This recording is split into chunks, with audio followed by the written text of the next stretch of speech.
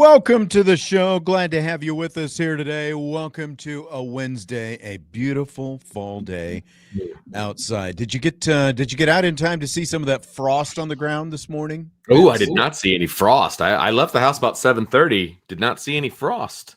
Little nippy, little chilly outside. It's going to be even chillier tomorrow morning. It's going to be in the 30s when I have door duty in the morning. So I can dig it. But I'll tell you what, when I left today, man, when I left school today, it was beautiful. Not a cloud in the sky, about 60-something degrees. Like now we're talking football weather, baby. Yep, that's right. Michael Cannon jumping into the YouTube chat. Don't forget you can watch the show live on YouTube, either the Irish Breakdown channel or the Sports Radio WSBT channel. Bobby Hensley has his first fan. Who would have known? Wow. Who would have thought? I mean, Michael says, is Bob going to be on today's show? We like Bob. Yeah. And then he says, nope. It's Vince. Sorry, man. You'll hear more of Bobby this week and next week with Jesse gone, though. He will be back tomorrow. Trevor will have the first hour again tomorrow, and then we'll have this free-for-all that's become the second hour when those two are on. We'll find out what happens tomorrow, and then Bobby will be back on Friday as well, and then he'll lather, rinse, repeat, and do it all again next week. Yes. Also, so it's gonna be great. Yeah. I've heard from Jesse. Have you? I've received texts and even a call from the Canary Islands on their honeymoon. So yeah, they had the technology to be doing that kind of thing. Well, they're on our plan. Both of them are on like my wife and I's cell phone, like the family plan. And I don't know what the financials of that, the ramifications for me are on that. I am feeling like, well, she's 30 now. Her birthday was actually yesterday. Celebrated her birthday on the honeymoon. She's 30. He's 29. Now they're married. If they weren't paying us before, I feel like it's time to start funneling some money this way, especially considering the bar tab that I picked up at the rehearsal dinner. Exactly. So. I think it's time. I think it's time. Jesse gets off the teat, if you will. It's time. Jonathan making up for it. He says, "We love you, Vince, and you too, Sean. Appreciate everybody being here." And speaking of the wedding, I was going to mention this on yesterday's show, and I didn't get a chance.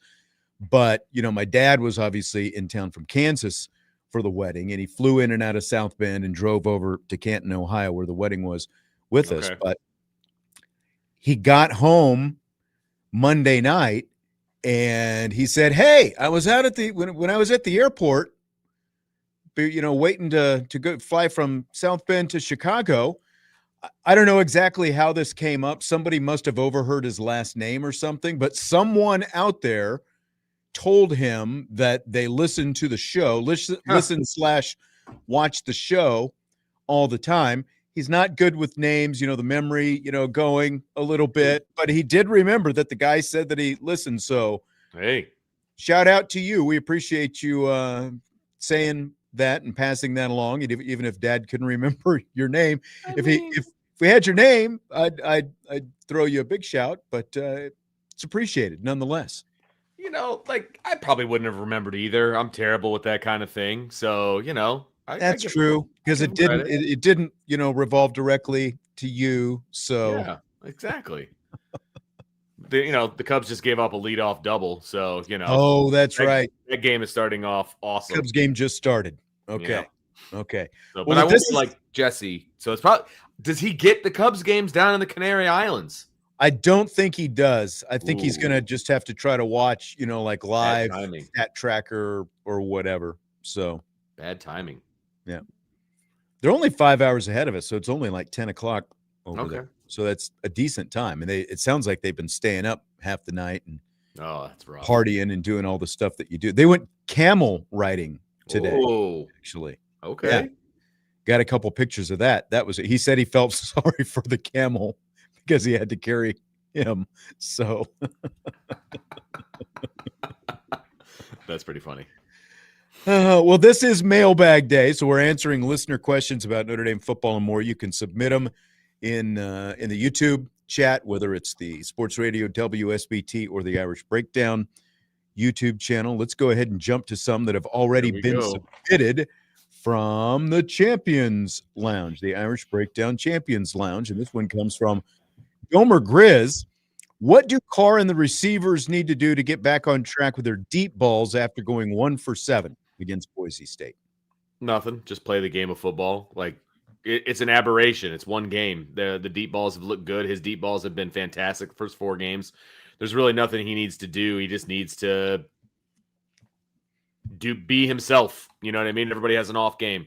So not something that you're going to pinpoint or you're going to, do something specific to get back on track or anything like that. He just needs to play better, period. Yeah, it was just one of those days. It was just a little bit of an off day. And look, the deep ball for any quarterback is always going to be the toughest pass to complete. It's just like in basketball.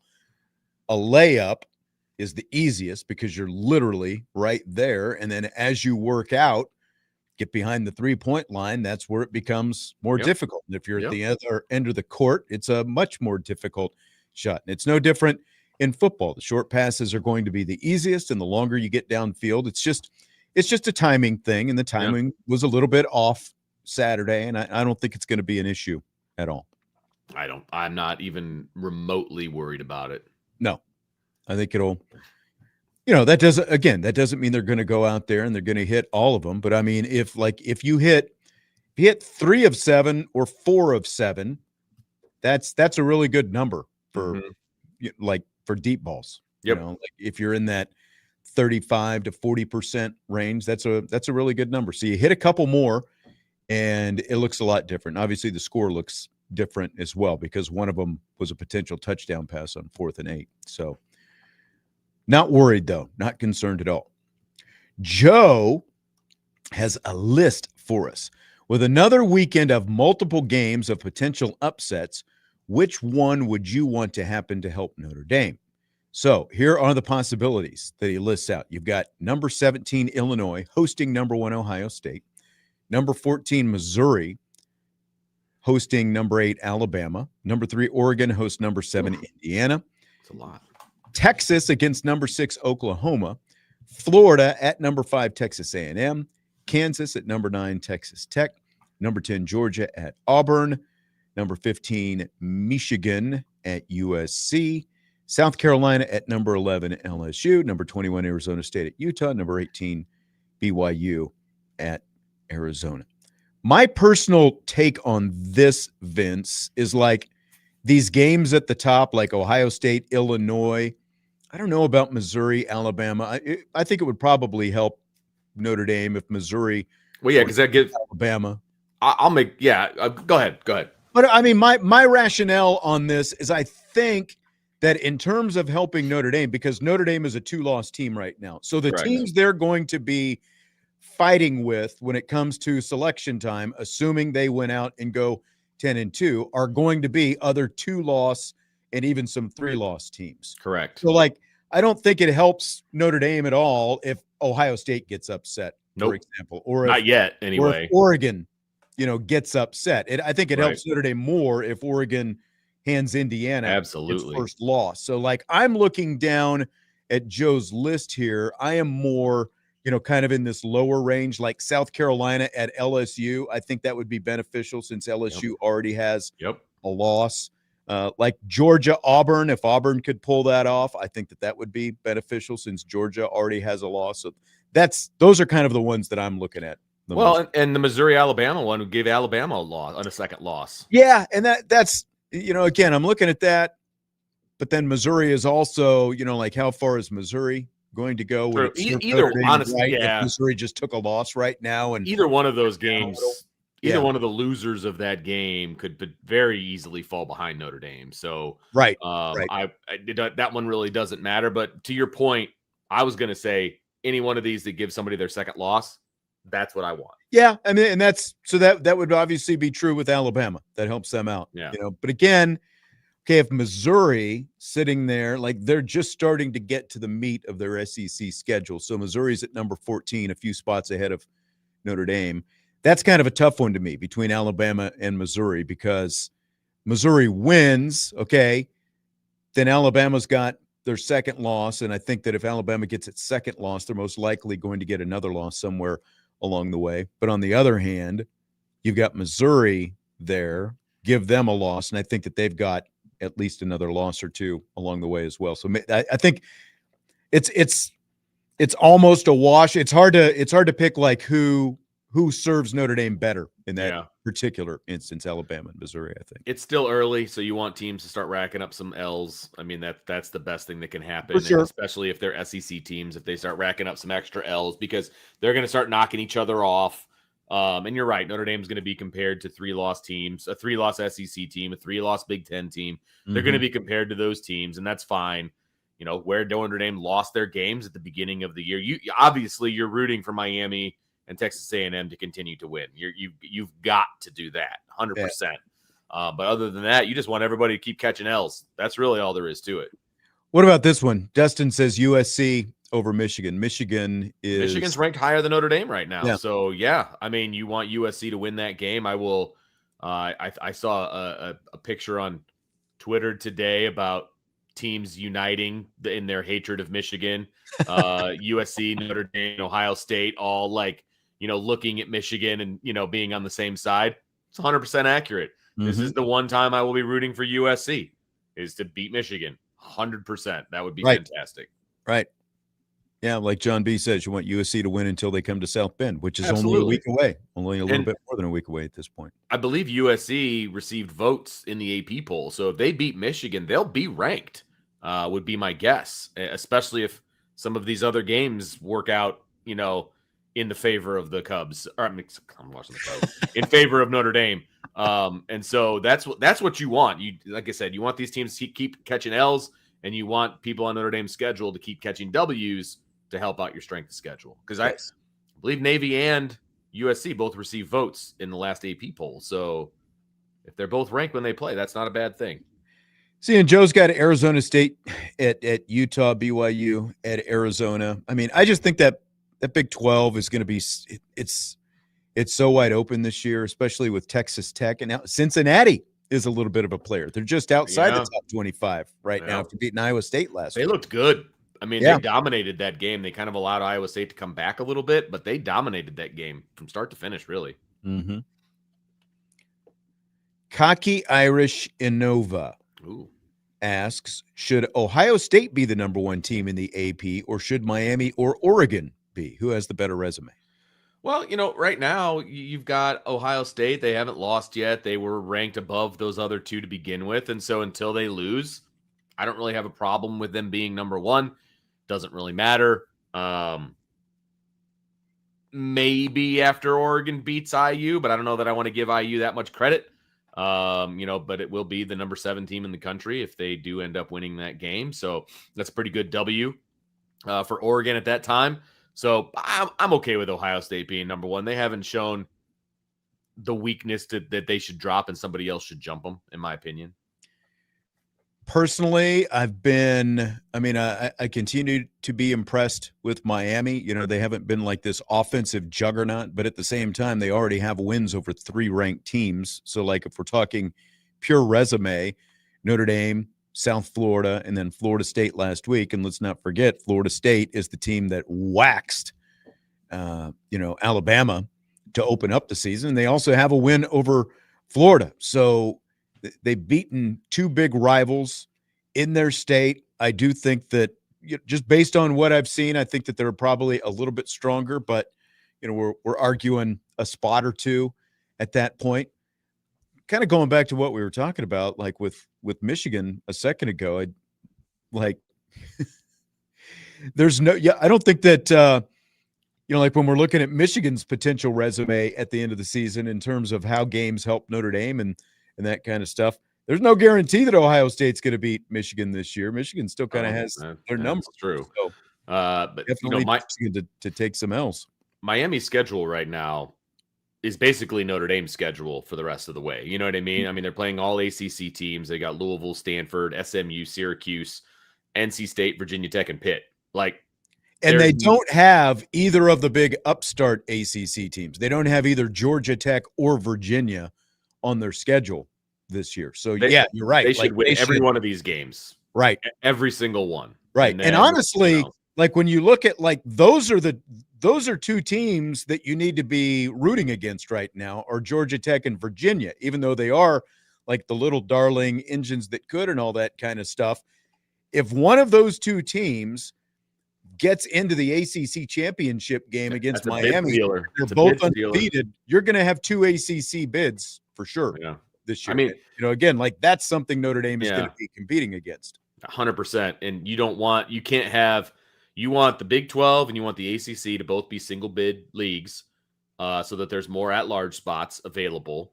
That's what you want. And so you want there to be a very clear-cut Big 12 rep and a very clear-cut ACC rep. And then nonsense below it. Like, that's what you want. And so, you want all those teams to be losing. 100%. Everybody needs to be a big Miami fan at this point, a big-time Miami fan. And they need to be blowing everybody out, throughout the whole rest of the way. And you're right. Miami fan. Yeah. And not a Georgia Tech fan. Yeah. Not a Virginia fan. Agreed. That's kind of where you are right now. Irish English. Who would win on a neutral field, 2025 Oklahoma State or 2015 Kansas? Well, that sounds like a good question for you. 2015 Kansas. This is my guy down the road in Lindsborg, Kansas, just down the road from my hometown in Salina. 2015 Kansas, if I'm not mistaken, was winless, and at least Oklahoma State has a win right now. And I think KU's quarterback that year had more interceptions than touchdown passes, Willis. So Yikes. It's not very good on either side, but I think I would. You're going with the Cowboys, aren't you? Slight nudge to the Cowboys. Yeah. On this one, if I'm playing the college football game on that. He said, would anything football related actually happen during the game? Turnovers. Yes. They'd be wearing helmets and all the football padding that you're supposed to wear, and that might be about it. Domer Grizz asks, if you were the running backs coach and it was totally up to you. Oh, I like this question. Okay. You're the running backs coach and it's totally up to you. How would you divvy up the playing time among Love, Price, Williams, James, and Payne? Emphasis on playing time rather than carries to allow for more flexibility in your answer. I wouldn't do a whole lot different. The difference I would have, it would still be a Love Price domination as far as playing time is concerned. I would have, you can start Love, that's fine, but I would probably go every other series unless one is absolutely a hot hand versus the other one in a game. But I would give them each a couple series to figure that out. But I would probably go every other series, to be perfectly honest with you. The fact that Love dominated the first half of the last game and Price got one carry in the first half, I didn't like that. I didn't like that at all. You're going to need Jeremiah Love to be very healthy if you're going to make a run in the postseason. Right. And I am still on track to think that Notre Dame is going to be playing in the postseason. So you have to be thinking about that. So I would be giving more love. There are no guarantees that they're going to get there, but that has to be part of your thinking on how you're, because look at what happened. Now, what happened with Love last year was a little bit different because it was an MCL, so again, I still think that that's different than, like a deep thigh bruise or just, like lingering nagging. It's not an overuse injury. Right. Exactly. But yeah, you still have to be thinking about that because as of right now, the playoffs are in play and you're going to need both of those guys to make a legit playoff run once again. So I completely agree with that. I think what I would do, like to start a game, I would give Love the first two series to let him get into a little bit of a rhythm before I start taking him out. But then after that, I would seriously consider going to an every other series kind of thing. Yeah. I just think Jadarian Price needs more touches. And along with what you're saying, you're helping Jeremiah Love and your team in the long run by managing it that way.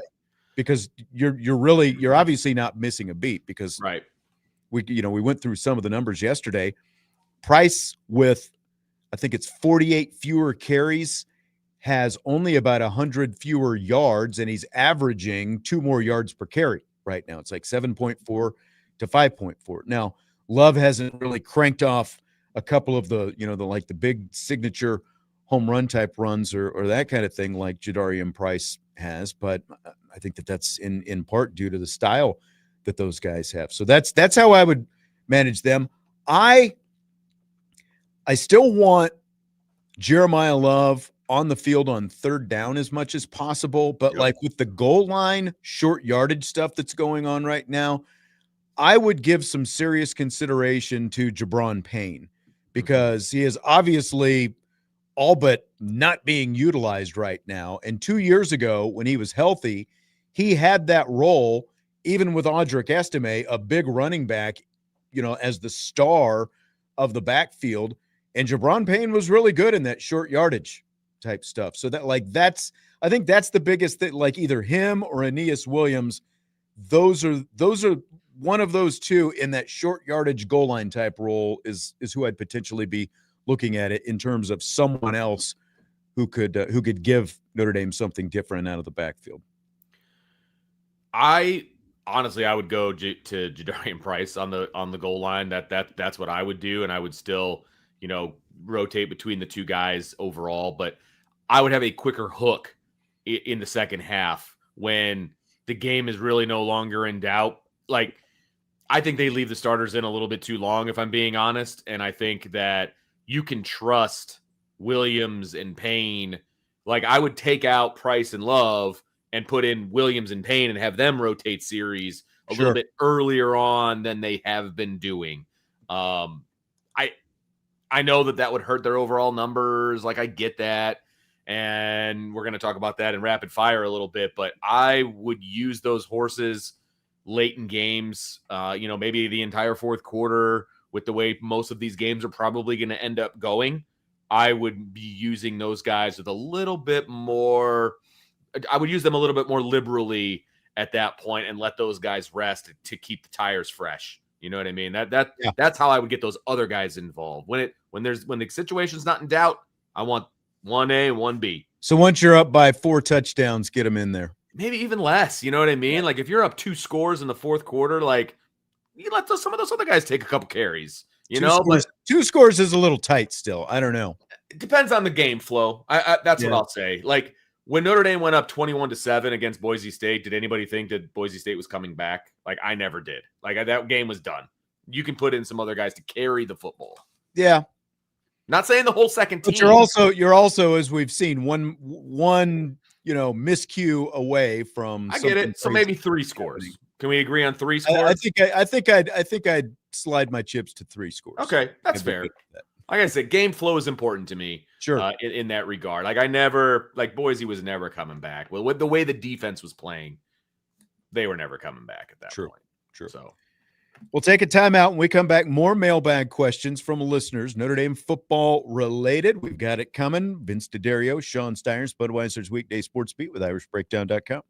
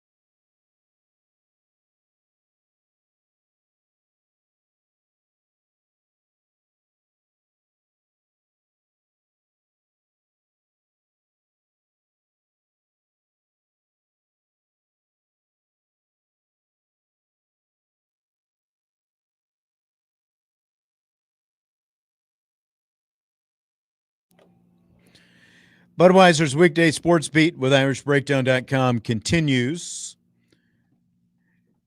Got Notre Dame and we've got NC State coming up this Saturday, Notre Dame Stadium, 3:30 kickoff here on Sports Radio WSBT, and that means 11 a.m. game day show live from the linebacker. Game day coverage 11 o'clock Saturday morning. They'll go until 2:30. Tim Grell, Jimmy Rosari, Eric Hansen, Tyler Horka, and they've got great guests as well. Chris Zorich and Ian Book both lined up to join him at the linebacker this Saturday. So that's very exciting as the Irish get set to take on the Wolfpack this Saturday, 3:30 kickoff here on Sports Radio WSBT. And again, game day coverage from 11 until 2:30.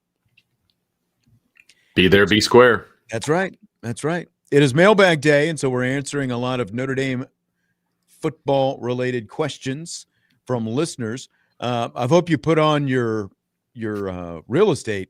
Oh, man, here we go.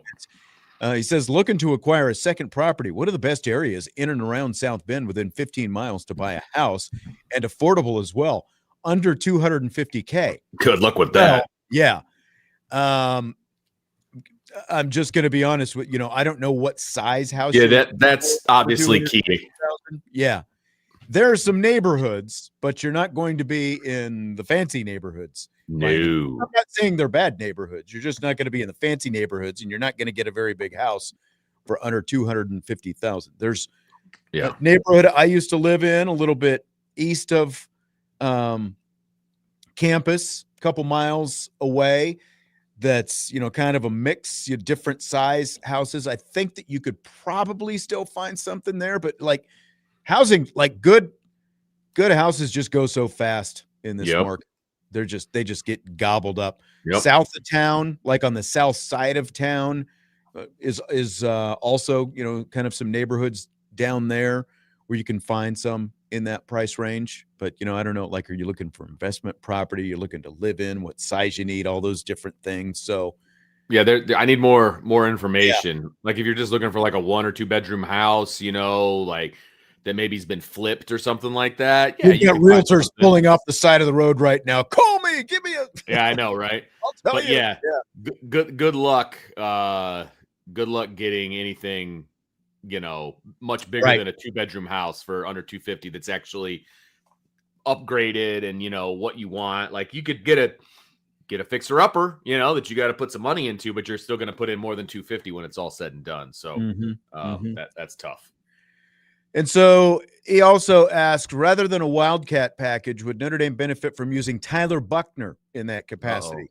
He says, I know some will say Minchie, but not sure, he runs that much better than CJ Carr. That might be the most truthful thing that I've heard in a while, because he doesn't run that much better than CJ Carr. I mean, CJ Carr did get a 28-yard run on Saturday, so Minchie's a better runner, but he's not Riley Leonard, and he's not Ian Book. And so your best running quarterback is Tyler Buckner. I mean, that is a fact.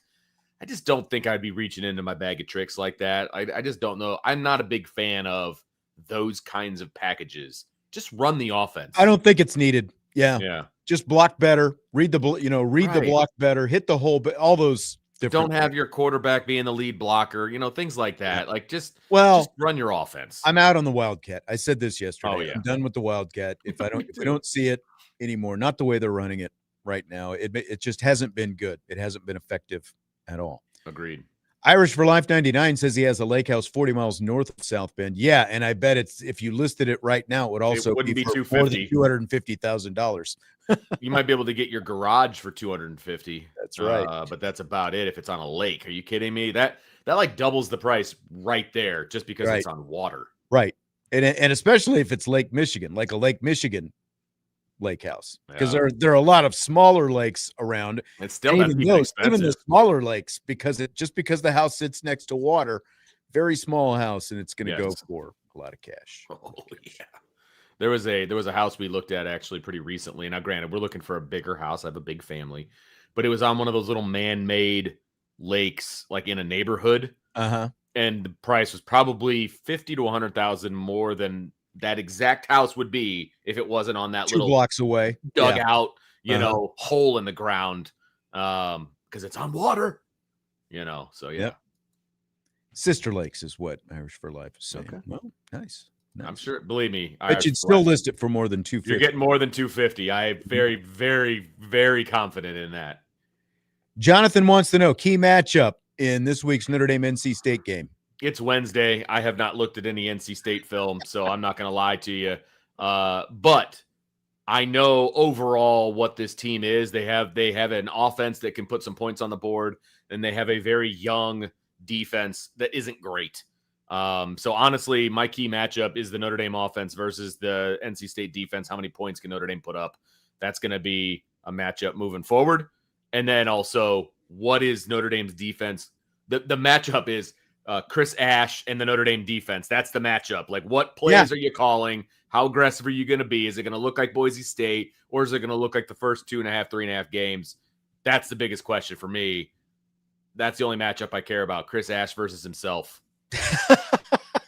Can Chris Ash get out of his own way once again and lead the defense to the promised land? Yeah, I mean, that's exactly what it is. It's Notre Dame. Like every game this season, that's what it's going to come down to, is how well is Notre Dame's defense going to perform. This week, it happens to be C.J. Bailey, and Hollywood Smothers is a pretty good running back as well, who can do some different things. He's got more than 20 receptions already this season, and I think he's got like 6 total touchdowns. He's already got over 100 carries for that matter. So that's a lot. Like the guy's a pretty good runner. Notre Dame has been pretty good against the run. Can they continue to do that? The question is still going to be much more about how you contend with C.J. Bailey, and do you allow a bunch of long, explosive pass plays? I don't think they will against NC State's offense, but that's going to be the biggest question, just how Notre Dame's defense performs. Yep. We've got a few questions around recruiting, and I guess I always need to put the caveat up. He's asking, this is from James Salumi, each side of the ball, the crown jewel you need to land for the 27 class. Vince and I are not recruiting, guys. Nope. And there's a bunch from Jay Belcher, 68, as well. Quarterback recruiting, wide receiver recruiting, tight end recruiting. I mean, I can give you overall thoughts on like the position group and like the kind of player that they should go after, like that kind of a thing. But as far as specifics, like who player, that's never going to happen for me. Brian is going to be in on Friday. We'll do a recruiting talk. So I'll hold on to those questions. Yeah, I will. Hold on to those. And I'll save these questions and I'll ask Brian. There you go. Friday. So, all right. Irish 24 asks, do you see the NC State game more like the Arkansas game? Good offense and bad defense, that if Notre Dame offense is on, it could get ugly, especially with last week's defensive performance. 100%. 100%. I absolutely look at it that way. I don't know that America looks at it that way as far as, an SEC team going down there, like that kind of stuff. Mm-hmm. But just from an overall looking at the game and judging the offense and the defense, 100%. That's exactly how I see it. This is a great opportunity for the offense to bounce back, CJ Carr specifically, and continue to play how he's been playing all year. Yeah, it's just been a very so-so NC State defense. Their offense has been solid, but again, it's been inconsistent as well. Like when you look at what they've done so far this season, like the way they started off, and I realize, like I've been talking about Virginia, NC State has actually given Virginia its only loss this season, but Virginia is on a little bit of a roll right now. So I maybe need to rewind in case I said Virginia had a chance to get into the ACC championship game undefeated. I think I did, but it obviously can't happen. But being they still have a chance to get to the ACC championship game. But like Bailey only has 4 interceptions this season. He threw 3 of them in one game and lost to Duke a couple of weeks ago. And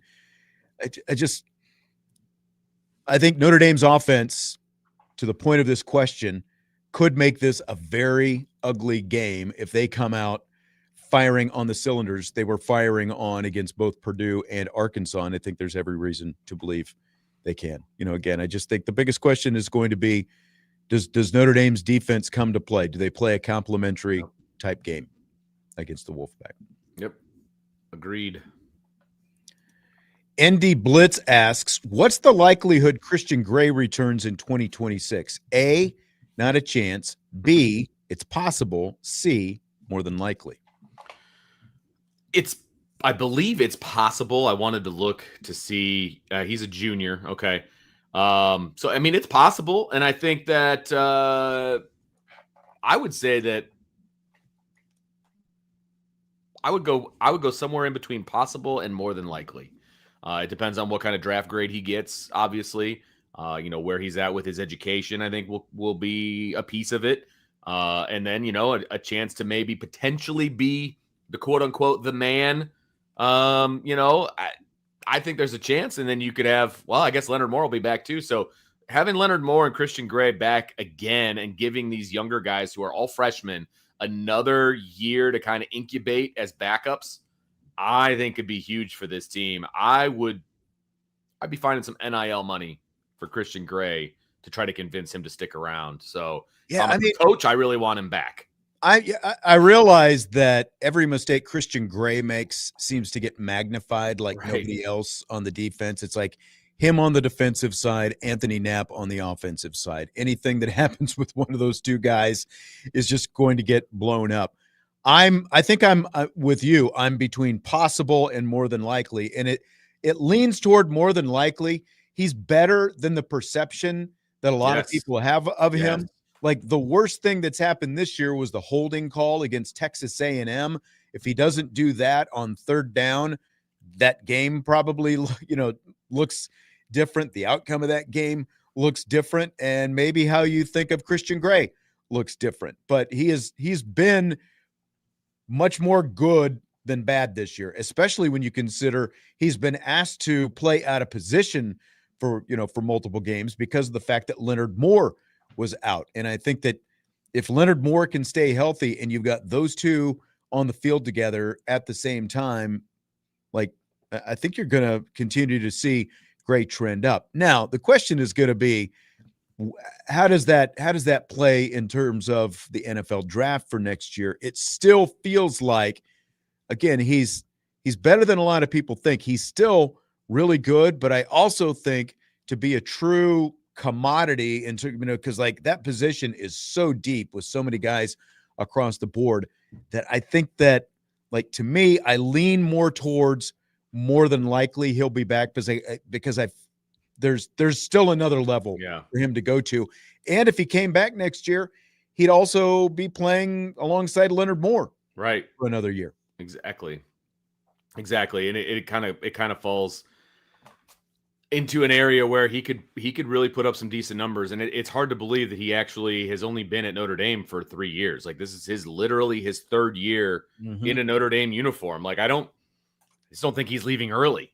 You know what I mean? Like, if he was a senior with a fifth year option, like, okay, maybe we lean a little bit more the other direction. But now that I look into it a little bit more, I tend to fall more on the C, more than likely. I think he'll be back. I really do. Yeah.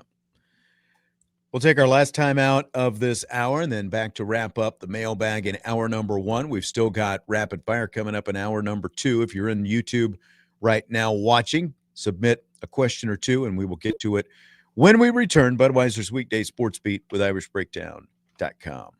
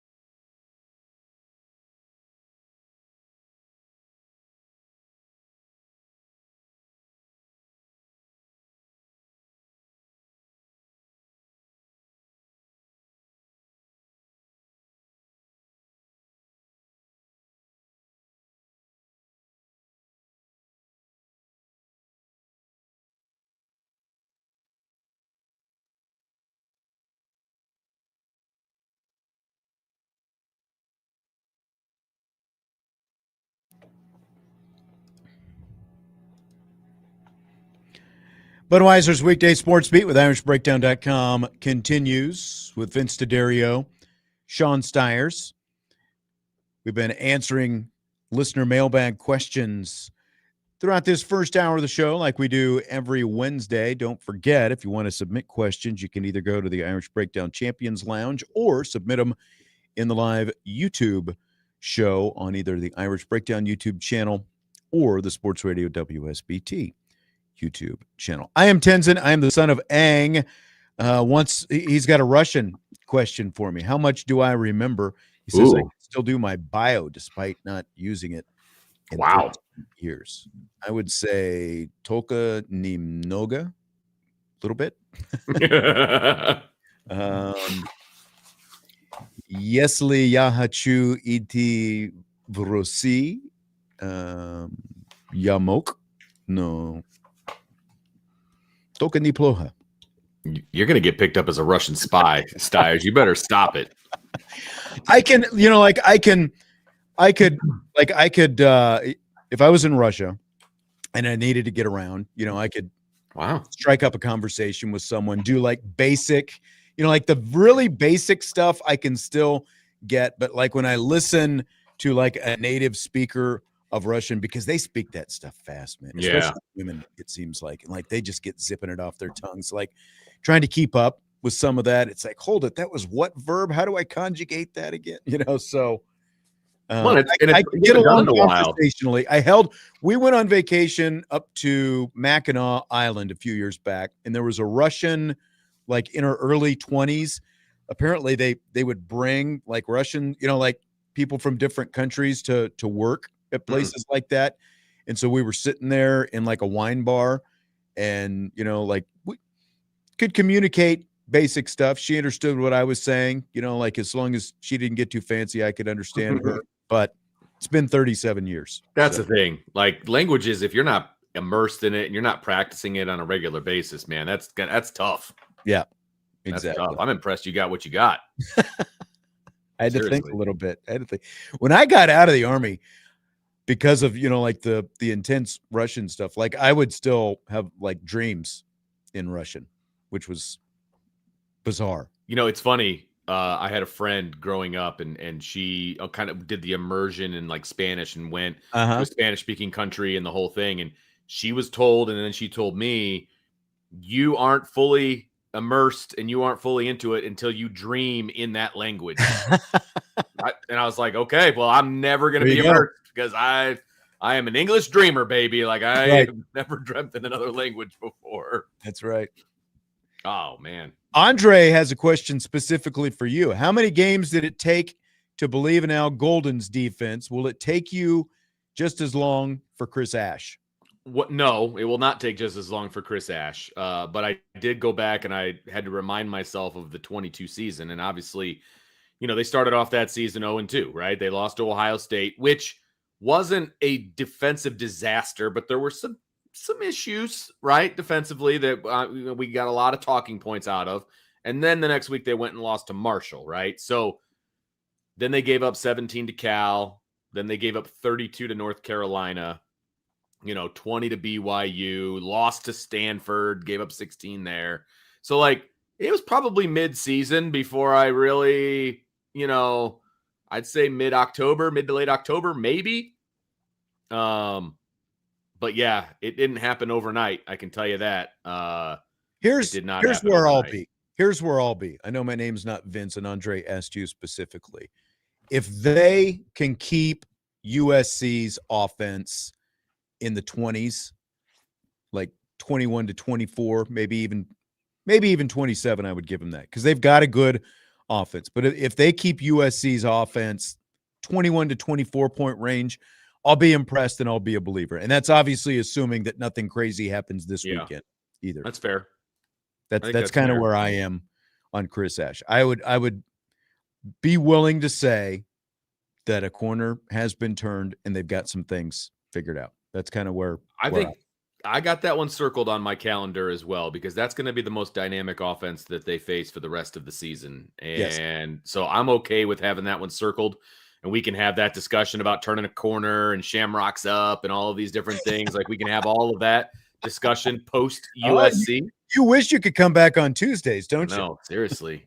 I think that's when we have that talk, Sean. I really do. Because, if they beat NC State, okay, NC State can self-implode too. I mean, they did last week, right? So, that might not do it. But USC is a dynamic offense. So let's see what you can do against USC, against a really, really good offense. Exactly. Let's chat. Exactly. They're going to have some guys out there. They're going to have a quarterback. They're going to have receivers because they always have good wide receivers, and they've got, a pretty long history now of having pretty good quarterbacks as well. And I mean, we saw what they did to Notre Dame last year when Notre Dame was really good without Golden here. So that's my litmus test for where this defense is under Chris Ash is how it performs next week against USC.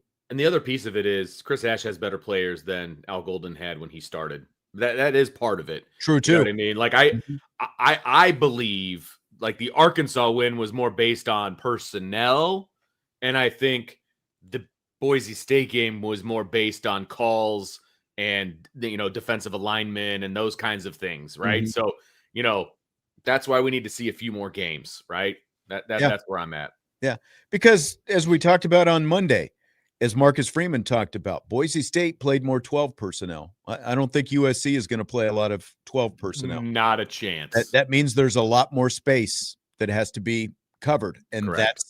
that's what he has to answer. Can your guys with the scheme that you've been playing, can they cover that kind of space? That's why that's the game where I think that's going to be answered. So, agreed. Irish for Life 99 says, "Gdzie vodka?" Where's the vodka? I like it. Bet you knew that one. Even went Cyrillic in there. I actually had a few vodkas last weekend. Bet you did. Hey, you're already paying for it. You might as well. That's right, baby. It's on me. I might as well drink it. It's on the house. Let's go. I am Tenzin. I have the son of Ang. Who's out most likely 100 receiving? Oh, who is Notre Dame's most likely receiving target? 100-yard receiving target, if I can read this, against NC State. Who do you think it is? Well, it's one of two guys, right? It's either going to be Faison or it's going to be Fields. It just depends on who they pay attention to a little bit more. They were bracketing Fields an awful lot against Boise, and Faison had an opportunity to make some plays. But then, so did Will Pauling, right? So, but I still think it would be between Fields and Faison. Those would be my two obvious answers to this one. I'll roll the dice on Fields. He hasn't had like the monster game yet because even against Purdue, the bulk of his, I think he ended up with like 2 catches for 74. And obviously the first one of the game was 66 yards. He hasn't had that monster game yet. So I will say that against a team like NC State, I'll put Malachi Fields in there and say that he'll be the guy who's going to be the closest to 100 this week. I'll take Faison. We'll just so that we can be different. Dustin said Tenzin's Russian is good, but his English is horrible. I would agree with that based on that last I had to read there. Oh, that's great. That's funny. Werewolf asks, does Kingston Viliamu Asa outsnap Drake Bowen? No, that's not going to happen for this year. It's not going to happen this year unless there's an injury. They trust Drake Bowen implicitly to be the guy on the field most of the time. If anything, you're going to see those two together, but Bowen will have more snaps. Andre is trying to needle me here a little bit. We've got like 3 weeks to go until basketball season starts, which seems amazing. And he's asking how good Notre Dame women's basketball can be this year.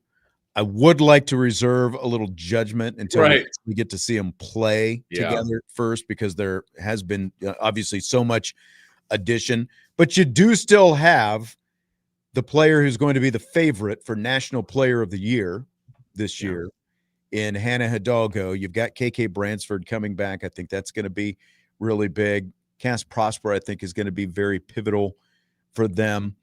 I mean, they're going to be an NCAA tournament team. I think the question for them is going to be, because of all the significant losses that they had, are they going to be, or can they be, at least in that top, like if you're a top 4 seed in the NCAA tournament, you get to host first and second round NCAA tournament games. Are they going to be in that range, or are they going to be maybe in that 4, 5, 6 range in terms of seeds this year? I think that's potentially what they're going to be battling for. So that's a lot more definitive I was expecting. And again, that's without having had the chance, to see them yet, to actually see them in a game and what it looks like. We get our first chance October 30th, the exhibition game. So it's coming up. 22 days away. It's coming up. Yes. But I think they'll still be a tournament team. The question is, how high is the seed? I think is going to be the biggest thing.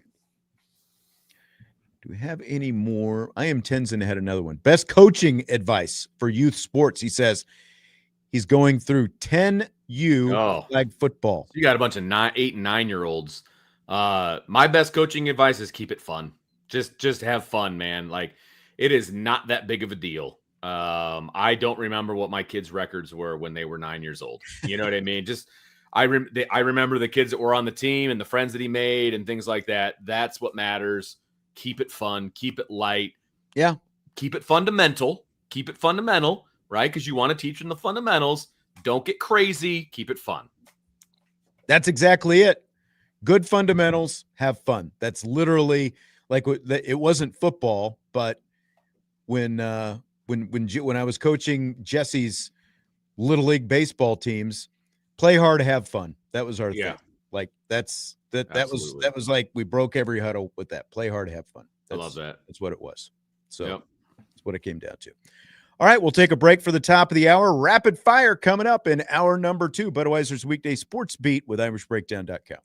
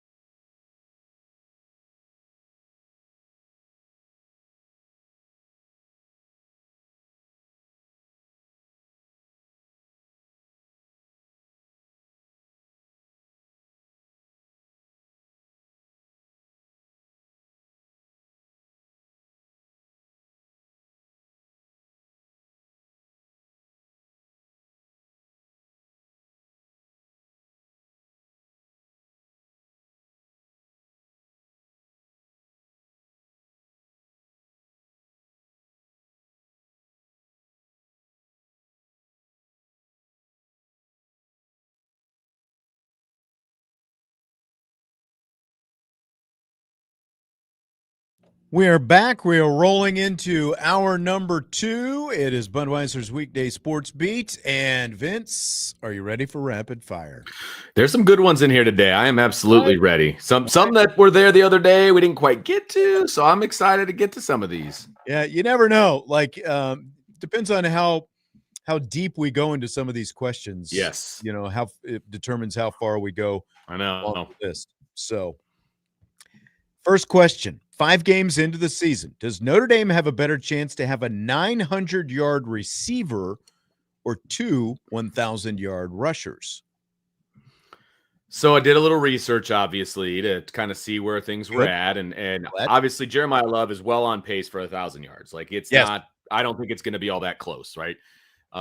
He'll get it in 12 games, and I think we can all agree there's going to at least be 13. So he's a lock. So now, does Ja'Jarian Price get there in 13 games? On what he's doing right now, if you just multiply that out by 13 games, just the pace that he's on right now, he would be 40 yards short of 1,000 yards. That's not that much over a 13-game span. I'm taking 2,000-yard rushers because right now I think the leading receiver is about 300 something. That's not quite going to get there. So I'm sticking with the runners. I think that Notre Dame is still going to be a run-first offense. As good as CJ Carr is, as good as this receiving core is, I just think the safer bet is the runners.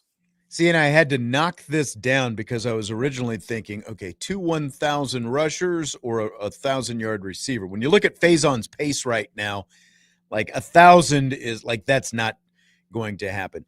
800 was going to be too low, so I kind of met it in the middle. Like, it's still above his pace right now, like you said, with 327 yards. But like, you know, like all it takes is potentially a couple big games, and that could put him, you know, well on that pace to get there. I still think he's much more likely to end up a little over 800 yards than maybe 900.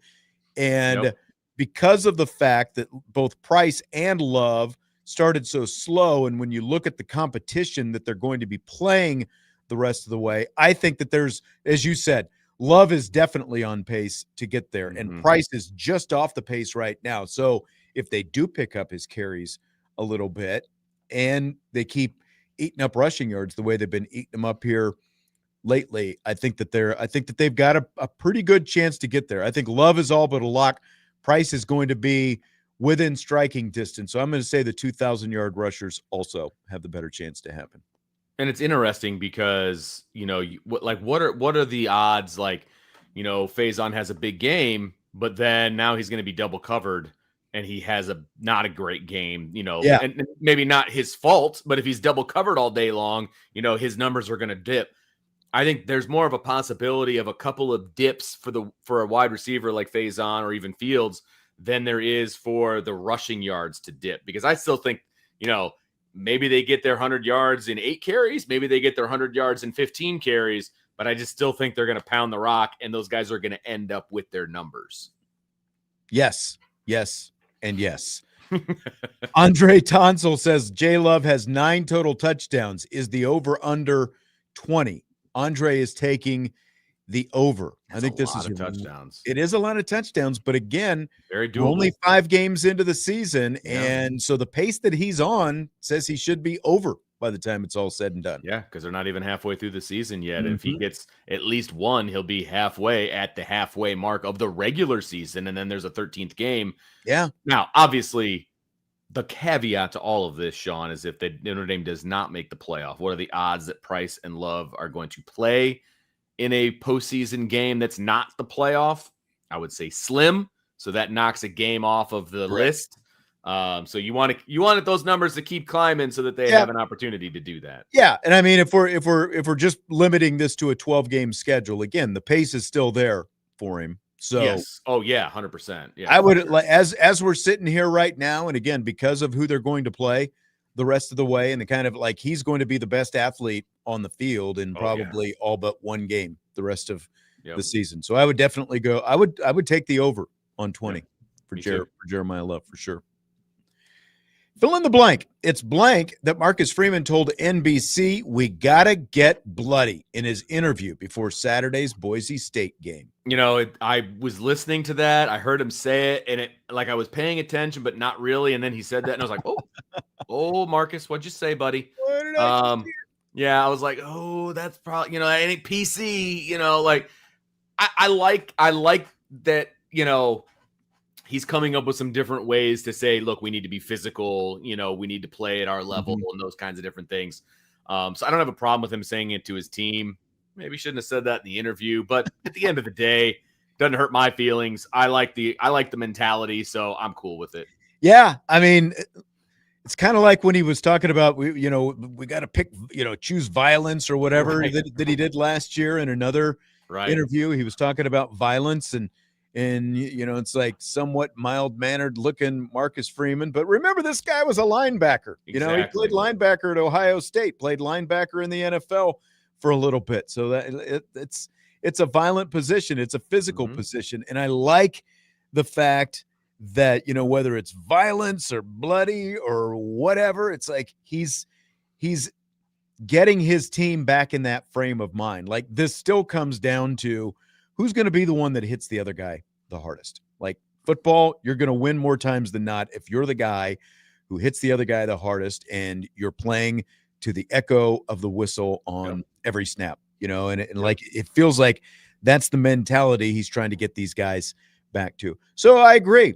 It was a little bit jarring to hear Marcus Freeman say that, and I didn't even realize it until the other day because obviously I had to go back and rewatch it on TV, and I rewatched the game first, and then on my remote, if you hit if you're at the in the recording already, and you try to back up, it'll go all the way to the beginning of the recording.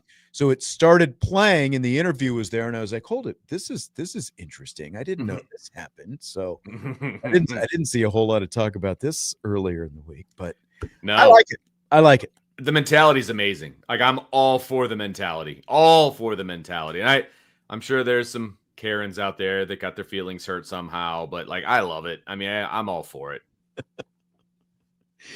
Vince just not caring about anyone's. Vince is not here for anyone's feelings. Never have been, never will be. No. So at his press conference this week, Freeman was asked about the idea of his team gaining some momentum the last few weeks and about the concept of gaining momentum as the season goes on. And here's what he had to say about that. I think as you look back at something, you believe in momentum. You say, man, we gained some momentum. I believe there's a confidence that helps with momentum, that success brings you. But I don't believe you can rely on momentum to achieve an outcome that you want. I believe you achieve the outcome, the desired outcome, by the work you put in every single day. And there's a little bit of fear, if we don't put in the work, we're not going to get the result that we desire. And so we can't rely on momentum, but I think as you look back, momentum is a real thing.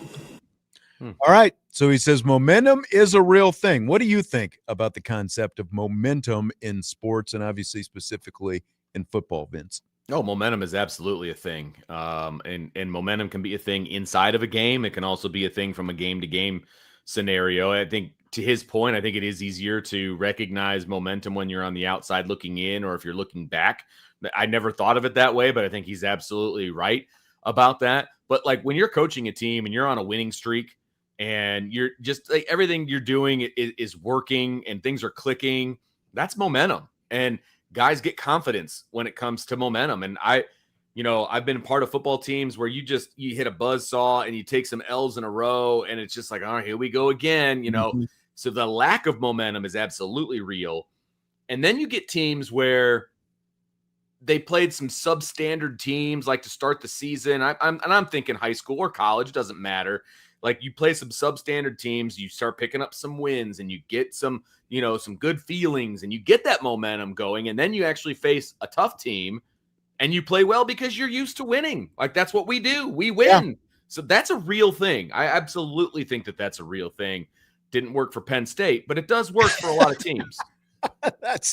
It's very true. Like you get those endorphins going Yeah. and you're feeling good and all that kind of stuff. You just got the positive vibes, and it's amazing how momentum swings work in the Oh, course of the yeah. game. Like when you look at a team, it's like they could, like they can't do anything right for a stretch, and then just all of a sudden, like the fourth quarter comes or whatever, and it's like everything they do, like they can't do anything wrong at that point. It's just it's crazy how it works. There's that old baseball adage that says momentum is as good as next day's pitcher. Now I don't know like how that applies now because like analytics and all that. So, it's like how long are you going to count on a pitcher? All of 2 innings sometimes. Milwaukee pulled their pitcher in the middle of the first. There you go. There you go. So, so like for this year's Notre Dame team, it's probably momentum is as good as next week's offense, so it's like the opponent does have something to do with it. I agree with what you're saying. Like you can ride those positive vibes, but there's still, it still comes to a point of, maybe going back to the last one. How bloody are we willing to get? How, how physical are we willing to get? Who are we actually lining up against on the other side of the football? I think all those factors play into that momentum as well. And again, like for this year's Notre Dame team, as of right now, you're only probably as good as the offense that you're going to face on the other side of the football. So I don't know. Ride the momentum, man. It's definitely an intangible quality that's hard to quantify. 100%. And look, we saw it with last year's Notre Dame team. Like they clearly found momentum winning all of those games in a row. That was an actual thing. They rode that momentum through the playoff. I mean, there was no team hotter than Notre Dame. I mean, with the way that they were, except for maybe Ohio State, but they lost to Michigan, you know what I mean, at the end of the year. So like Notre Dame was riding a wave of momentum and it helped them into the playoff. And so they're hoping to recreate that again. It's definitely possible, but we're a ways away from that. I think so. They've shown they can do it. Can they find that crest? Yeah. Can they keep it going again? So there was some online chatter during Marcus Freeman's press conference earlier this week about whether the media should refer to him as Marcus or Coach Freeman or just Coach in a press conference type setting, in this formal press conference type setting. So where do you stand on this, Vince, on how the media should refer to a coach when addressing them? I think it's going to be it depends on what you're comfortable with. Like I personally, I look at the term coach as an absolute term of respect. And so if you were ever my coach or you are a coach, I call you coach. And that to me, that is a term of respect. Like I happen to work with my former 7th and 8th grade football coach. Every time I see him, like we are now peers, essentially. Every time I see him, hey coach, how you doing? Like he will always be my coach. It doesn't matter that was like 30 years ago. You know what I mean? So when I see Coach Freeman, I call him coach because that is a term of respect and I respect the job that he does. So for me, I will always say coach. Now, not all coaches look at it that way. That's right. There is a former coach of Notre Dame where we're in the grocery store. Not we, it wasn't me. In a grocery store, a fan went up, hey coach, how you doing? And this guy lost it on this guy and said, I'm not your coach. Don't call me coach. This is how I have always looked at it, because I agree with what you're saying. Like your coach from high school, you're still going to call him coach because that's probably what you called him all the time back then. Swan Dong in the YouTube chat says like doctor. And that's the example that I would give, like if you know a dentist, do you call him doctor? If you know a doctor, do you call him doctor? Or is he just Bob, or whatever his name is? Right. Because you actually have, you actually know him. It's like you are not being treated by this person as a doctor. He happens to be a doctor. So it is outside of that realm. Like in the military, your rank is essentially part of your name. It is part of your identity. Yeah, 100%. Like very similar to coach. You're not known by your first name. You're basically, like Sergeant Smith or Captain Brooks or, whatever it happens to be, so when someone addresses you, it's your rank and your last name. And So it's like what you just said right there. Did you actually play for that coach? That's how I've always looked at it. Like I haven't played for any of these coaches. So yeah, while they are a coach, they also have names. They have first and last names. And so as long as you're not just calling them, Freeman or Mickens, or you know what I mean? Like you're not referring to them on a last name basis, you're still, like I think it's perfectly fine to refer to them by their first names because we didn't play for them, so he was never my coach, as you said, with that coach in the grocery store. So I think it's completely different. Like I said, it's to each his own as far as I'm concerned. Like I would never call him Marcus because I'm not his friend. Like, I don't know. To me, that's too informal. And I'm not going to call him Mr. Freeman because that's weird. So I would call him. That's a bit too formal. Yeah, completely agree. So to me, it's just simple. Coach is what I would call him. Like when I've seen him at Penn games. Hey, coach, how you doing? That kind of a thing. That's just me. Well, and like these days as well. Like there are plenty of players who don't, now I don't know what it's like on the football team, but like I can speak to like not every member of the Notre Dame women's basketball team refers to Niele Ivey as Coach Ivy. Yeah, for example, I hear first name, quite a bit, which like for us, like that's weird. Old farts, that's a lot different, but it's like first name basis, and I think that there's a lot of that. Yeah, today. There's a ton of that. That happens at the high school level. There's the girls soccer coach at Penn goes by his first name. And it's weird to me. Like it's still weird to me that my kids call their friends' parents by their first name. Like that's weird for me. I still call my friends' parents Mr. or Mrs. because that's how I was brought up. You know what I mean? Like I could never call them by their first name. That's way too strange for me. But that's not the world we live in. Yeah, and it's just it's funny. It's funny how like some of the people saying that just calling him Marcus or whatever coach by their first name is too informal. Like, is coach really that formal? It's not. Really, it's not that formal. I agree with you. It's not that formal. It's a term of respect for me personally. Yeah, because I know, and you do too. Like I know what it takes to be a coach, and that's a level of leadership, and it's a level of respect that I will put on somebody that is a coach. That's the way I look at it. But again, to each his own. And as long as the guy's comfortable with, like, if Coach Freeman had a problem with it, he would probably say something to somebody like, "Hey guys, you can call me Marcus. It's all good." Or you can call, whatever the case may be, Exactly. So, and he doesn't seem to have an issue with it. I found it odd that it became like, well, it shouldn't be an issue. Point why someone would be so offended by it. And why, like, addressing someone by their actual name would be considered that offensive or too informal. When it's literally the name that the man has been, with 39 years of his life now. Yes, 100%. So we'll take a timeout. When we come back, more rapid fire in Budweiser's weekday sports beat with IrishBreakdown.com.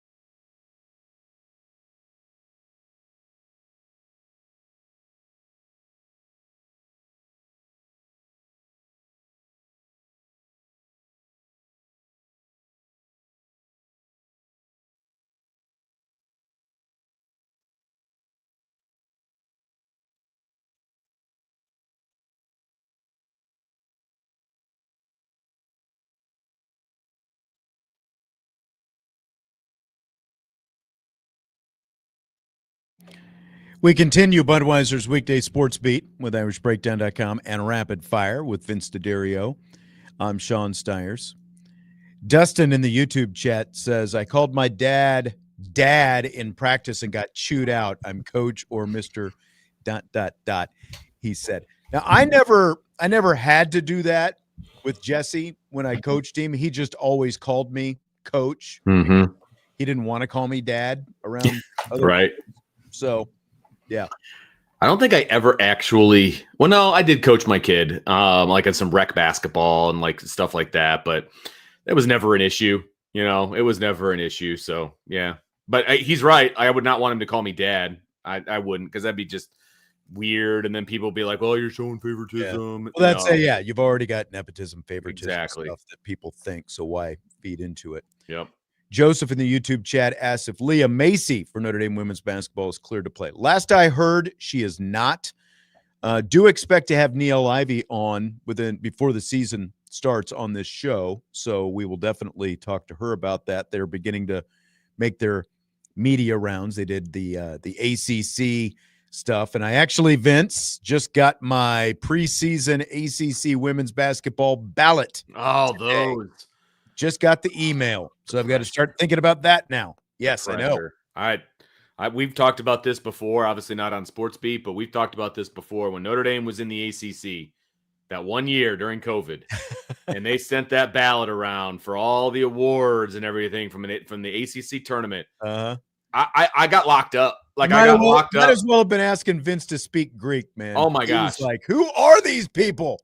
I completely got locked up. I'm like, I don't know. And it's going to look bad if I vote for all the Notre Dame players. So I'm just not going to submit a vote. Like I couldn't do it and feel good about it. You know what I mean? It's just so much to know. So many players. I mean, it's a little bit easier in basketball, but like for football, are you kidding me? Who are the best linemen? I don't know. That was tough. That was the toughest part of that whole thing. Like, who are the top offensive linemen? Yeah. Fortunately, Notre Dame obviously had some pretty good ones that year. This is true. This is true. Them in, but yeah. So now I got to go start looking at stats and all that kind of good stuff. And good for you. Putting in the research. I just started the other day making a couple of the opponent sheets that I make for the games. Just getting that process started. So ready to roll, man. Oh man, it's coming. It's coming fast. Yes, it is. I'm glad we've got a bye week coming up here pretty soon as well. That's a good point. So Trevor Lawrence fell to the ground the other night on Monday Night Football when he was trying to pull away from center, but he hops right back up, runs in for the game-winning touchdown against the Kansas City Chiefs. My question for you, Vince, do you think college football should have the same rules? Should they change their rule so that, like right now, if you're a ball carrier of any kind and your knee goes down when you've got the ball, that's it. Play over, knee or elbow, whatever it happens to be. Should college football let guys get back up and start running again if they're not touched by a tackler defender when they fall down? I have rarely thought about this until you brought it up. But, obviously it forces me to think about it. And I'm like, you know what? Yeah, they should change the rule. I don't like the rule, especially when you fall down. Right. And when it's just you, when there's no correct outside influence on you falling down. Yeah. Trevor Lawrence fell down twice on that play and still got up and scored a touchdown, which, by the way, is embarrassing for the Chiefs, but whatever. Yes, they more embarrassing for Chris Jones. Have you seen the replay where Chris Jones is, Chiefs, best defensive player is just standing there, kind of like, do I run? Do I go after him? He stops twice and just lets Trevor Lawrence score. Just bad look all around. Yeah. If you're the Chiefs, you can't get beat by the Jags. I don't care if they're up and coming or whatever. But anyway, I think they should change it, and I would be on board with them changing it in high school too. The only reservation I would have in high school is that from a safety standpoint, okay, if you want to keep it that way in high school, keep it down in high school. Okay, I could get that from a safety standpoint. Once you get to college, you're looking at a different style of an athlete than you are in high school across the board. And those guys can handle it. So I would absolutely change it for college. And I would have a discussion about it for high school. I'm with you. Like, I think college is going to have to change it before high school ever changes it. But that always frustrated me playing, in high school. Like because I don't think we were allowed to return fumbles either in high school. There's if I certain remember times right. where you can't return like a muff punt, like Yeah. a muff We catch, could and muff like punts for sure, but I don't think we yeah, were allowed to return no fumbles in fumbles at high all. school. Wow. So, Okay. you know, granted, this was back in the 80s still. So Sure. it's been a while, and you know, they've obviously changed that at some point. But I think if the defender had no influence on you falling down, like you're literally, you know, like you're running in your moment, you know, like a wide receiver, for example, makes a spectacular catch, but his momentum happens to take him to the ground and he hasn't been touched by a defender. Like, why shouldn't he be able to get back up and just start going again? Or just, you know, like if he falls down at the 1 yard line, why shouldn't he be able to roll into the end zone if he's not touched, or, you know, any of that stuff? Or just, you know, again, like the Trevor Lawrence play, he either tripped over his own feet or he tripped over his own guy's feet. Yeah, I think he got stepped on by the center, and so he went down. Yeah. And then he went down again. Like, you should not be down at all. Like, that's the defense didn't do anything. Right, exactly. So I completely agree with what you're saying. And it's like for whatever reason, when I saw all those replays, that's the first thing I thought. It's like, man, why doesn't college just let guys get back up and run like that? There's really no reason not to, because I don't think I agree. High school might be a little bit more of a stretch. Which I get, you know, because of the safety thing. But I think that in college, guys should be able to get back up and do that. Yeah, there's a big difference between the athletic ability in college than there is at high school, and it's at all levels. NAIA, Division III, Division II, Division I, doesn't matter. Yeah. Big difference. I think college guys can control themselves a little bit better, you know, than high school kids. And so from a safety standpoint, like I said, we can have a discussion about it, but I would absolutely change it in college. Completely agree. Which Notre Dame uniform do you like better? The all green jerseys that they wore, or, you know, all green top and bottom that they wore the other day against Boise State, or green jerseys with the white pants? Where did this come from, out of curiosity? Because this honestly, it was me having to watch the game on TV and just like the green on green. I hate the green on green. I hate it. You know, the all green on the green field. Yeah, I don't like it. I don't like the green on green. I know that might be a controversial take, but whenever they can wear white pants, I am on board with the white pants. I love the green on the white, like they wore, I think it was last year. That's a much better look than the green on green. That was just it's too much. It's too monochromatic for me. I agree. I agree. I think I've never been a monochromatic guy. And I think that, like, those all greens are like, I think they maybe look a little bit better, like when they wore them at night as opposed to a day game. I don't know, but I like the green top white pant look. I like it a lot. I like it better than even the gold pant look. I think that the green top white pant look is probably the best look that they've got, especially with that helmet, you know, shining and that whole thing. So I like it. Do you like the color, this color of green that they wear? Not especially. See, I do. Like I've seen a lot of people that want them to go back to that 2005 green, the darker. Is that Kelly? I don't know which one is. Kelly is the lighter one. Kelly is the one that they're wearing now. I don't like that darker green. I like the one that they're wearing now, actually. I think it's the best green that they've had. You and I are not going to agree on that one. I like the darker green and the gold numbers. And I think they could make that look really, really cool with some of the new technology, you know, that they have with the shininess and, you know, all of those kinds of things. So I would love them to go back to the darker green. I think that would be a great look. Now, I also said I don't like monochromatic, but I love the all white. Like I all white, I think, is a little bit different than like dark colors. Definitely. Okay. Because I do like the all white. Like when they go on the road.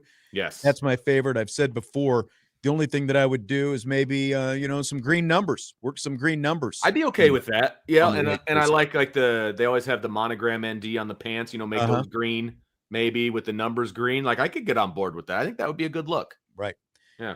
Yeah. The thing about like these uniform combinations, as you can see by watching the YouTube chat right now, is like, it's probably like if you polled 100 people, you'd probably get 15% of people in different categories. Basically, you're not You're not going to come anywhere close to being unanimous on this. Everyone's got their own personal taste. And I know that, the gold pants is a whole other like controversial issue and all that. And I saw somebody, I think it was on the Champions Lounge. Somebody said they want the same material that outlines the numbers, like that shiny gold material that outlines the number. They want those as the pants. That would look awful. Wow, that's a little bit too much. That's a little too shiny. That's way too shiny. Like that's like MC Hammer gold pants shiny. Yes. And there's nothing good that will come from that. Like, that's awful. Yeah. Awful. I don't think so. John B says they should put a shamrock on the side of the helmet when they wear green. That would be acceptable. I would like that as well. I wouldn't have a problem with that. Because they don't do alternate helmets other than Shamrock Series games. So, and they haven't done those in a little while. Like, they've had gold helmets for a while, haven't they? Or maybe I'm wrong. Have they done that? Well, they did the Shamrock Series at Yankee Stadium. That's true. Year. Yeah. The next Shamrock Series is the one that's going to be at Lambeau. So I wonder what they'll do there. Right. Speaking of uniforms, scale of 1 to 10, rate the Bend uniforms that they unveiled for basketball last week. Haven't had a chance to talk about these. No, we haven't. Because I was gone when these were unveiled, and these were somewhat divisive last week as well. Before I give my opinion, okay, what were the divisive statements? Like, what was being said? Because I didn't see. I saw a lot of people that really liked them, but I didn't see a whole lot of negative. So I'm very curious to hear what the divisive statements were. The black, like some people saying they look too much like Purdue, that kind of thing. Okay. Other than that, okay. I mean, I'm going to be very controversial here, I'm sure, and I don't know why I'm like this. I don't. I can't stand when people say that Notre Dame is in South Bend. That bothers me, and it shouldn't, because technically it's not. It is its own. It is its own. They're in Notre Dame, Indiana. Entity. It's like Villanova is the same thing. It is in Villanova, Pennsylvania. Like it's not in Philadelphia. Right. Like, so I have an issue with them having uniforms that have a city name that they're not even in. Like, that bothers me. I don't like the other that. thing. Now, I don't know if Brendan is making a statement here. The other part of the divisiveness is, does anyone call it the Bend? Nobody that I've ever heard. Time. No one I've ever heard. I haven't lived here as long. You've lived here your whole life. I've lived here for almost 25 years. People don't go calling it the Bend. So, like, that was the thing that stood out. Like, in terms of the look of the uniforms themselves, I think they look pretty solid. I'd give them like an 8.5. Yeah, the other side of this, again, between the black, that's always going to upset some people, even though we've seen basketball wear black uniforms before. It's not the first time this has ever happened, but again, like the look of the logo, the Bend on the front, it looks good. Yes. It's just that I've never heard anyone actually refer to it as the Bend. Correct. I lived in the Bend for 1 year, and I never called it the Bend ever. And now, when I'm like traveling and people ask where we live, I usually say we live near Notre Dame, we live near South Bend, and that tells people where you live. Just like people who live in the suburbs of Chicago say they live in Chicago, even though they don't, that kind of a thing. I just don't like Notre Dame claiming South Bend. Like, that bothers me. Like, you don't live in South Bend. Your mail doesn't say South Bend on it. It says Notre Dame, Indiana, So right. I get it. You mail something to like the football office or the basketball office or anywhere on campus, you're going to address it to Notre Dame, Indiana. Is correct. Where it is. Michael says he's going to check his trucker atlas to see if South Bend and Notre Dame have 2 different zip codes. They do. They do. 100% they do. Because I lived in Notre Dame, Indiana, and it's a different zip code. They have their own city. They have their own post office. Okay, so G. Taylor in the YouTube chat says, yes, a lot of folks call it the Bend, including me. Here's my question to you, G. Taylor. Do you live in this area? And I'm not like being just a straight up question. Do you live in this area? Yes or no? That's what I would like to know. My guess is probably no. Because again, I've never heard anyone who lives here refer to it as the Bend. Could be wrong. Maybe there's circles where it happens. I don't know. There's a zip code question in there. Notre Dame's zip code is 46556. That's Notre Dame, Indiana. South Bend has like 4 or 5 different zip codes because it's fairly big. South Bend, Mishawaka, Right. Yeah. Granger. All kinds of different, and South Bend is like 46514, 46515. Like there's a bunch of South Bend ones. But there's only one for Notre Dame, by the way. Only one. So Brandon says the question is, how old are you? I don't know. Maybe he's asking the person who said that they call it the Bend. Maybe that's a kid's thing that maybe I'm unaware of. But I taught in South Bend for a long time. Never heard anybody call it the Bend. That's true. You were interacting with the natives quite a bit. That's a great point. That's great. All right, we'll take our final timeout. We'll see if we can get to the bottom of any of this Ben stuff. Do you like the uniforms though? Like, do you like the general look of the uniform? Yes, I don't mind the alternate black and gold. I think that's a good look. I like the script.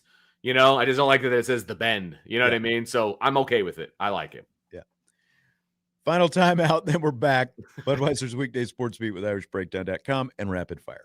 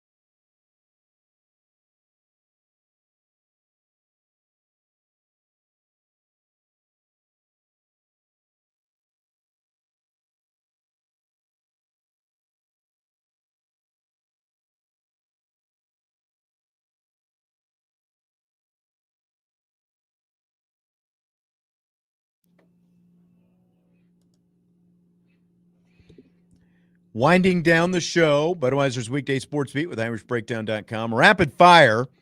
And Vince, the Bend thing has grown some legs here. Oh, it's taken a life of its own, man. I love it. Yes, it has. So a lot of questions arising. G. Taylor in the YouTube chat says, a lot of folks call it the Bend, including me. And I said, are you from South Bend? They said, I'm from South Bend. No, I do not stay there now, but I'm 30. So maybe it is a younger generation thing. But I mainly use that phrase when I'm out of town or someone from out of town asks where I'm from. Okay. So we have at least one vote for the Bend. Someone has called it the Bend. So, okay. All right. Can live with that. But then it became like the Notre Dame, Indiana versus South Bend, Indiana. Notre Dame sits in South Bend, Indiana, but the campus itself, and I think as Vince said, both Holy Cross and St. Mary's fall into this as well. They do. They are part of Notre Dame, Indiana. And Michael asked. He's really pushing back on this one, man. I know. Really doesn't like the fact that there is a Notre Dame, Indiana, when in fact there is. He says, does Notre Dame sit on the edge of South Bend, or does it sit in the middle of South Bend? If it sat on the edge, it would make sense. But if it's in the middle, that's weird. Well, you're going to think this is weird because it does, maybe not technically middle, but it is surrounded by South Bend, essentially.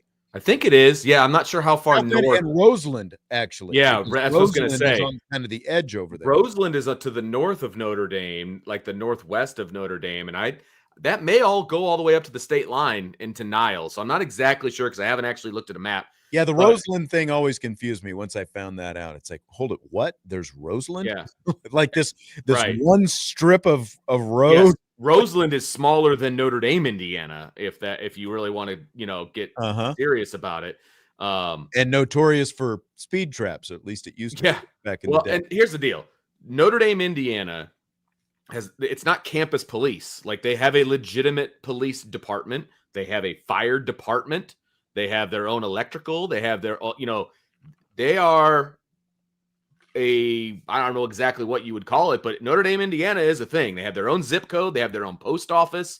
They have all of that. It's not like the IUSB campus police. Like, it's the Notre Dame, Indiana police, and they have plenty of vehicles. They have a police station where all the vehicles are. Like, just because South Bend police and the St. Joe County police help with traffic on game day, the Notre Dame police are actually on campus patrolling, like, the tailgaters and doing all that kind of stuff. Like, there's plenty of those vehicles around. I've gotten many tickets from the Notre Dame police. They're a police station. There's no doubt about it. Oh, they are a police station. That's right. Yeah, they absolutely are. The parking tickets. That's a thing. That's a thing. And they're ruthless when it comes to parking. They're like, Notre Dame has its own post office. It has its own zip code. And this really isn't that confusing. Maybe if you haven't been here and, like I said, if you address something to someone like the Notre Dame football office, the athletics department, like the business school, if you address something to any entity, any person, any entity at Notre Dame, you would address it to Notre Dame, Indiana, and whatever that zip code is. It has its own zip code. Notre Dame has its own zip code. There's a reason that Irish Breakdown, LLC, or Driscoll Publishing, their P.O. box is at the Notre Dame post office because he wanted it to say Notre Dame, Indiana. So that's where our business gets their mail, is in Notre Dame, Indiana. Really? I never knew that. So he has to go to campus to get his mail? Correct. The business mail, yeah. Right. But I never knew that. Yeah. I never realized he did that. Mm-hmm. Interesting. Yeah. But that's the whole reason why, is because it's in Notre Dame, Indiana. Yeah. So there you go. Couple questions left in the chat. Irish for Life 99 says, we know football is very competitive in NIL. Are we on that level in basketball? I mean, I know that there's good NIL there. I don't know how it stacks up, like, in comparison to Duke or North Carolina or, any of that kind of thing. I know that both basketball teams. There's very good NIL for the basketball players. Yes. That's what and I know there's competition between the men and the women and the NIL and all that kind of stuff. And but yeah, I mean, there's a concerted effort in the NIL landscape at Notre Dame for basketball. I will say that. Would you agree with that? Yeah, for sure. Joseph says Hannah Storm recently referenced The Bend while conducting an on-air interview. She probably was told to. Because of this whole were they talking about the basketball uniforms? Like, yeah, right. That would make sense. And she's an alum, so she never lived in the Bend unless she lived off campus. I have a feeling it's more like people outside the area. Yeah, we're going back to the Bend, or maybe, whatever. Yeah, that. I just never heard it called that before. Like I don't know. I agree. I've literally never heard somebody say, "Yeah, we're going." Nothing like that. And if I was out of town, like in a different state, and I said, "Oh, I live near the Bend," no one would know what I meant. Nobody. True. Sorry, nobody would know what that is. I'm the Tens and I am the son of Ang wants to know if the Cubs have the chance to pull off the miraculous comeback against the Brewers, or are they just the perfect Cub beaters? I mean, they're down 2-0 right now. I mean, 2-0. They're winning this game, so they might get another game at Wrigley. Maybe they win that game. The Brewers are just a really good baseball team. They have the best record in all of baseball. Number one seed. It's tough, man. You're going up against the best team in baseball. So I don't know that this Cubs team in particular is ready to make that run. But they won the first series.